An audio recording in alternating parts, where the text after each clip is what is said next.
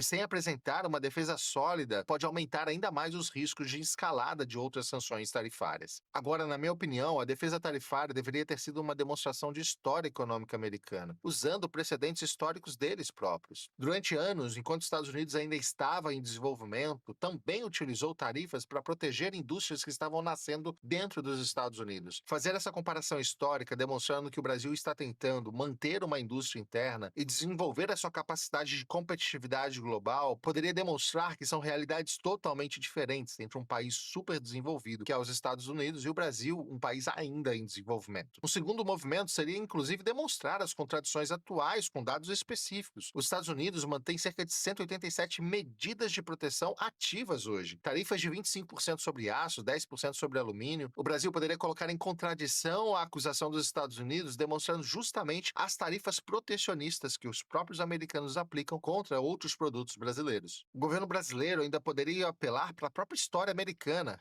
reposicionar esse movimento como uma política de desenvolvimento legítima. Alexander Hamilton, primeiro secretário do Tesouro americano, criou a teoria da indústria nascente em 1791, e o Brasil aplica exatamente essa teoria hamiltoniana para equipamentos industriais. O Brasil poderia argumentar que está seguindo o manual americano de desenvolvimento econômico. Uma proposta de reciprocidade concreta também seria uma excelente defesa. O Brasil poderia eliminar algumas tarifas se os Estados Unidos também eliminassem a sua, principalmente no programa chamado Buy American Act, que discrimina produtos estrangeiros em compras governamentais de até 600 bilhões de dólares por ano. Oferecer uma estratégia de livre comércio bilateral seria mais inteligente, porque colocaria os próprios americanos numa situação onde eles não conseguem ceder. Além disso, o Brasil poderia ter apresentado um cronograma negociado com algumas contrapartidas específicas. Por exemplo, uma redução de tarifa a longo prazo, condicionado à eliminação de outras barreiras americanas em agronegócios. Uma redução progressiva, por exemplo, de 2% ao ano, verificada por auditoria bilateral. Essa estratégia transformaria a acusação de discriminação em negociação de liberação recíproca, usando os próprios precedentes americanos como fundamento técnico e histórico para rebater as acusações e tentar deixar o Brasil numa posição de negociação muito mais confortável.